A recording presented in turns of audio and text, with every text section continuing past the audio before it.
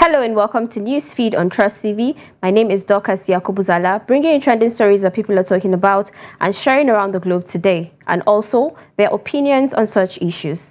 EFCC raids speculators as Naira drops to 1,520 Naira per dollar. Women Affairs Minister to sue NigerState House of Assembly Speaker over plans to marry off 100 orphaned girls as part of his constituency project. Tinubu abandoned us after 2023 election, APC women leaders lament. Nigerian man who beat his wife to death with their son's skateboard sentenced to life imprisonment in UK. Now, top one was trending. Operators of the Economic and Financial Crimes Commission on Tuesday expanded its clampdown on Bureau de Change operators, arresting traders in Abuja, Lagos, Kano, and Port Harcourt. This came as the Naira weakened further against the United States dollar at both the official and parallel foreign exchange markets. The recent raids followed renewed efforts by the federal government to tackle the Naira's recent fall against the greenback. The activities of currency speculators in the forex markets and the digital cryptocurrency space have reportedly increased pressure on the Naira, with the government accusing crypto traders of speculating against the national currency. Now, a netizen said, start crude oil sales in Naira, that's all. Another person said, they arrested and detained Binance. They arrested BDC operators. Still Naira, they rise like Gary Wede for water. Another person said, it will still go up today. Ban dollar accounts for everyone and let any company who need dollar walk into the bank and submit forms to convert his Naira to dollar, of which banks will monitor the destination of the transaction. That would drastically reduce dollarization in this country.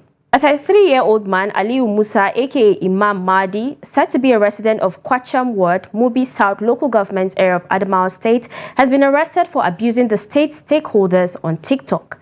According to the state police command, Aliyu claimed Adamawa stakeholders are unjust. It was also alleged that he doesn't have any evidence to substantiate his assertions, which will not only tarnish their image, but will also lead to the breakdown of law and order. The command condemns such acts in the strongest terms and vows to deal with anyone who is bent on violating the laws of the land. Now, someone said, why must they arrest him? I think we have freedom of speech in this country. Another person said, that will teach others a lesson. Another wrote, government can swing into actions for such things. Freedom of speech isn't a crime, but the freedom after speech na there wahala dey. Now, the Minister of Women Affairs, Uju Kennedy Ohaneye, has petitioned the Inspector General of Police and sought a court injunction to halt the marriage of 100 girls in NigerState. Newsmen reports that Abdul Malik Sarkindaji, who is the Speaker of the NigerState House of Assembly, announced last week that he would sponsor the wedding of 100 girls, some of whom were orphaned by insurgency as part of his Maringa constituency project. According to the report, the Speaker said he had procured materials for the event scheduled for May 24th and promised to pay dowries for the bridegrooms. Following the outcry that trailed the announcement, the Speaker explained that he was only financing the wedding and not forcing the girls into marriage. Reacting to the development, the minister said the plan is unacceptable and that the future of the girls should be a priority. Speaking to journalists in Abuja on Monday, May 14th, the minister said a thorough investigation into the circumstances surrounding the issue will be carried out. She said the ministry would take responsibility for the girls' education and vocational training. Now, someone said, so they should all be left abandoned and miserable without anyone helping them out? Another person said, the most active woman in government I've seen so far. You want to marry orphan girls out as who? Their family? Majority of the orphan girls are underage. What is this world turning into? Another person said, why not ask the 100 girls what they can do with their hands and put them to work that will better their lives? The ones that prefer education should be educated. Use the money for the wedding into good use.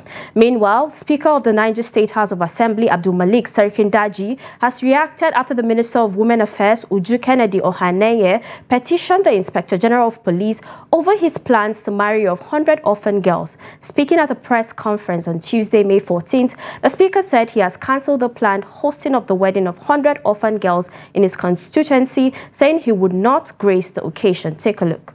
I am not threatened by the minister's action. That I must be very, very clear. The minister didn't know how I won my election. She didn't know how I built my political career to this stage. The minister is not from the north. I will never need the minister, probably, except if one day I will contest for the president of the country. So as it is right now, I'm not threatened by the action of the minister. And whatever this press release would degenerate, that is for the minister to handle. I have told you, I'm a good Samaritan. I respect the federal government. I'm a product of this administration, and I'm APC for that matter. The minister didn't know what I've been doing for my constituent. I'm not going back. Already I have given out my support to those parents through those traditional and religious institutions. And I have told you that I'm not going to claim it back. I have wanted to grace the occasion, but now I will not. I will not reclaim whatever donations I have given. It is never from any constituency project. The minister should please find out who I am. Let her find out that first in the first place. And how I've been supportive to my people since the last 15 years. Let her find out how I've been supportive to them. So this is a good gesture. The people of the community came to me with this help. I have helped them. If the minister has an issue with that, please let her send her team to my constituency. Let her send her team to my local government, so that they can bring out those children for her. I don't know them. Like I have told you, the appeal came to me through traditional. Now, a netizen said, Star, there are more things to be done for those innocent girls. Elevate them with skills. Leave marriage first. Give them scholarship abroad or in Nigeria. Paying for their bride price without rehabilitating them is very unwise.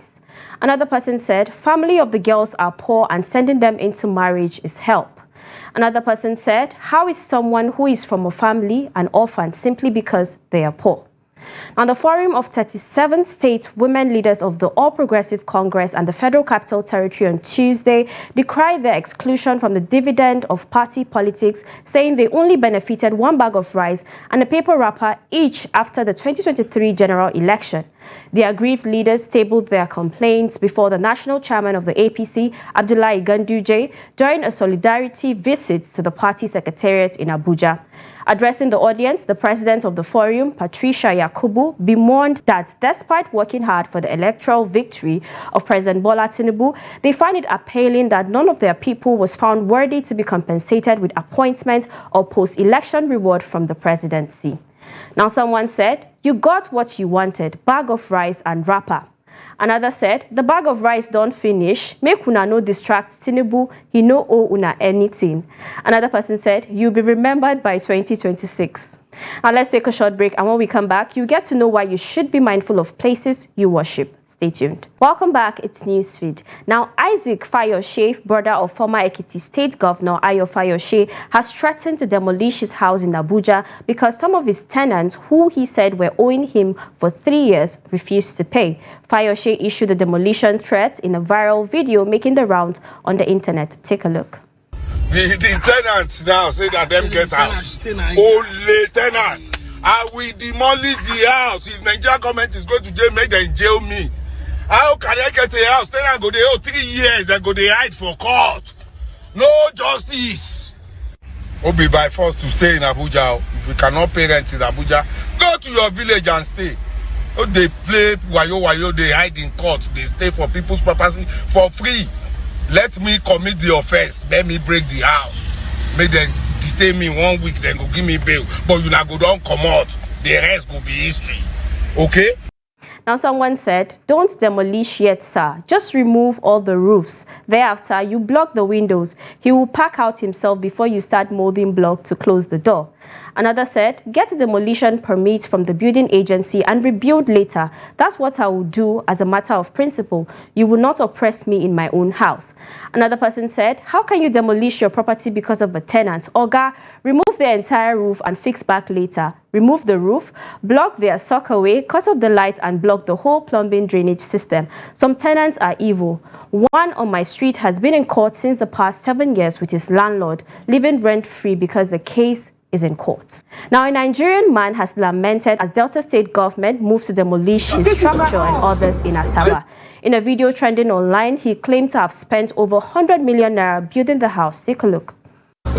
This is my house. has spent over 100 million plus. Not even this land alone. Not even this place alone. I have lands here. And now the government just came to demolish it. This house is, I remember this house, November, look at this house. Now we are seeing I did not stop. And fact of man, it don't even have one sympathy. Even call the government, you come and call the house of the people who own the house. Now, the school who are fighting for this, will they build something like this?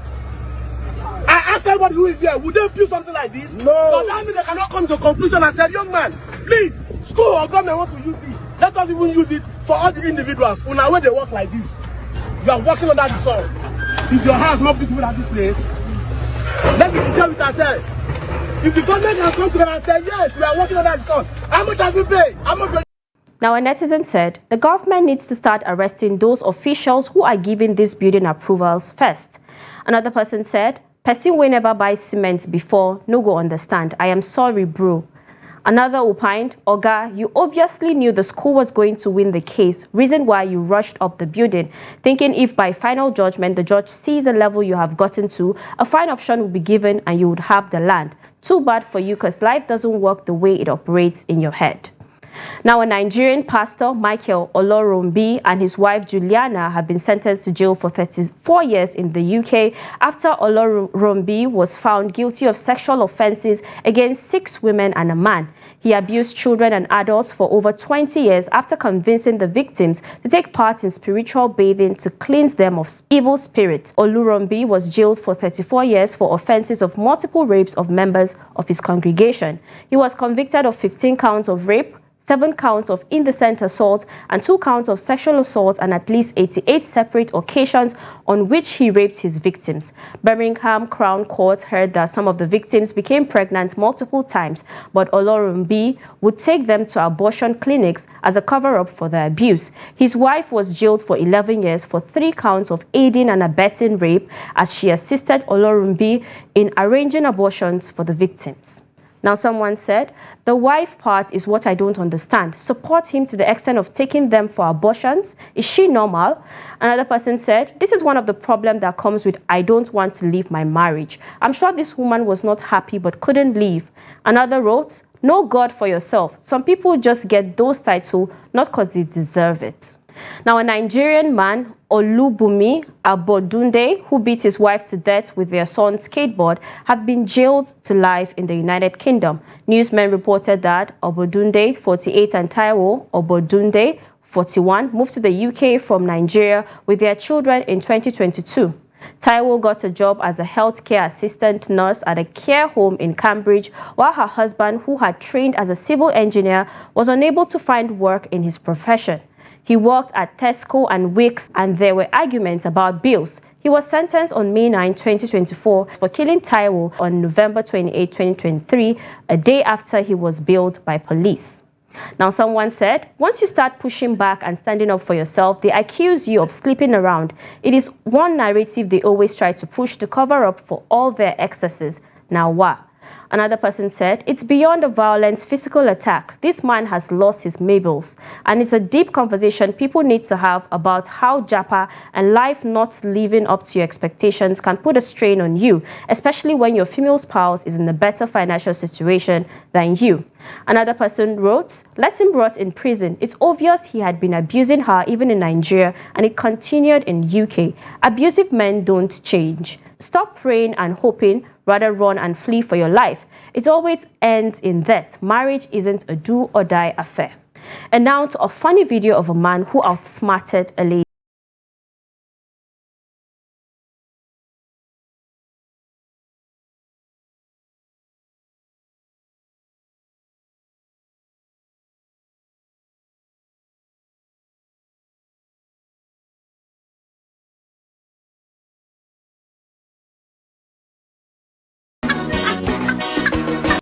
And that's it. You're up to date with trending stories across the world. Follow us and subscribe to all our social media platforms: Facebook, YouTube, Instagram, and X.